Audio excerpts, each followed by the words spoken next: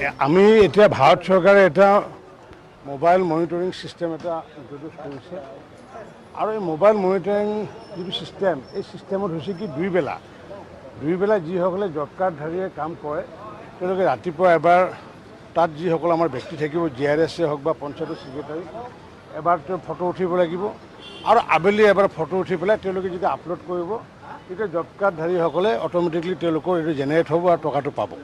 পূৰ্বতে এই চিষ্টেমটো নাছিলে কাৰণ কিয় আমি বহুতে জানো যে বিভিন্ন ধৰণৰ মেচিন টেচিন ব্যৱহাৰ কৰিছিলে আৰু যাৰ কাৰণে ভাৰত চৰকাৰে এইবাৰ নতুনকৈ ইন্ট্ৰডিউচ কৰিছে সমগ্ৰ ভাৰতবৰ্ষৰ কাৰণে মোবাইল মনিটৰিং চিষ্টেম আৰু এই মোবাইল মনিটৰিং চিষ্টেমটো ইন্ট্ৰডিউচ কৰাৰ কাৰণে বহুতে ভাল পোৱা নাই, কাৰোবাৰ মনত অসন্তুষ্টি আছে কাৰণ কিয় তেনেকুৱাকৈ আগৰ যিটো চিষ্টেম সেই চিষ্টেমত কামবোৰ কৰা বন্ধ হৈছে।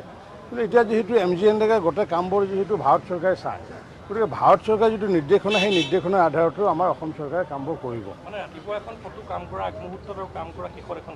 এখন উঠিব লাগিব আৰু তাত মাজৰ সময়খিনি নাথাকিলেও তাৰমানে দুবাৰ যেতিয়া কাম কৰা আগতে আৰু কাম কৰা ঠিক অন্তিম সময়ত দুবাৰকৈ ফটো উঠি পেলাই যিসকলৰ ফটো থাকিব তেওঁলোকে জব কাৰ্ডধাৰীসকলে টকা পাব, পইচা পাব। কিন্তু ভাৰত চৰকাৰে এই চিষ্টেমটো ইন্ট্ৰডিউচ কৰি দিয়াৰ পিছত এতিয়াতো ক'লে লাভ নাই। নাই সেইটো আমাৰ চিষ্টেম এটা আছে সেই চিষ্টেমত উঠাব আৰু চিষ্টেমত উঠোৱাৰ পিছত সেইটো জেনেৰেট কৰিব, আপলোড কৰিব ইণ্টাৰনেটৰ জৰিয়তে আৰু অট'মেটিকলি তেওঁলোকৰ একাউণ্টত টকাটো সোমাই যাব। নাই সেইটো দায়িত্ব আছে নহয় কাৰণ GRSসকল আছে, GP আছে, পঞ্চায়তৰ ছেক্ৰেটাৰী আছে কাৰণ কামখিনিতো কমপ্লিট হ'ব লাগিব।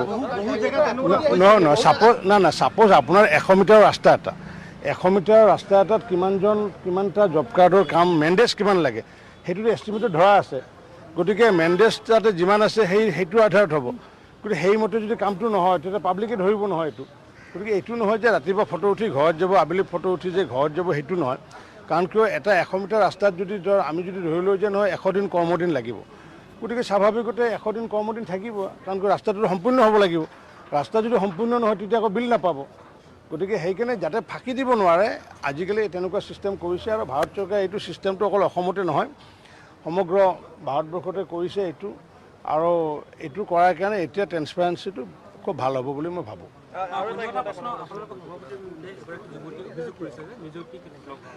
জব কাৰ্ডৰ কঠোৰ ইতিমধ্যে আমি ব্যৱস্থা লৈছোঁ যাৰ কাৰণে mobile monitoring system national mobile monitoring চিষ্টেমৰ জৰিয়তে ৰাতিপুৱা জব কাৰ্ডধাৰীসকলে ৰাতিপুৱা এবাৰ কাম কৰোঁতে এবাৰ ফটো উঠিব লাগিব আৰু যেতিয়া কাম শেষ হোৱাৰ পিছত এবাৰ ফটো উঠিব লাগিব আৰু যাৰ ফটো থাকিব সেইটো অট'মেটিকলি ইণ্টাৰনেটৰ জৰিয়তে জেনেৰেট কৰাৰ লগে লগে তেওঁলোকৰ একাউণ্টত টকা সোমাব। গতিকে এতিয়া মধ্যভোগীয়ে এই টকাটো খাব নোৱাৰে যাৰ কাৰণে ভাৰত চৰকাৰে নেশ্যনেল মোবাইল মনিটৰিং চিষ্টেম এটা ইন্ট্ৰডিউচ কৰিছে আৰু সেইটো ইন্ট্ৰডিউচ কৰোঁতে বহু মানুহে ভাল পাইছে, কিছুমান মানুহে যিসকলে মধ্যভোগী আছিলে সেই মধ্যভোগীসকলে ভাল পোৱা নাই, বিভিন্ন ধৰণৰ কথা কৈ আছে এতিয়া কাম নহ'ব, MGNৰেগাৰ কিবা নহ'ব, অমুক নহ'ব। কিন্তু সাধাৰণ জব কাৰ্ডধাৰীসকলে ভাল পাইছে কাৰণ প্ৰকৃত অৰ্থত গাঁৱত কাম হ'ব আৰু গাঁৱৰ মানুহে যিসকল জব কাৰ্ডধাৰীসকলে তেওঁলোকে টকা পইচা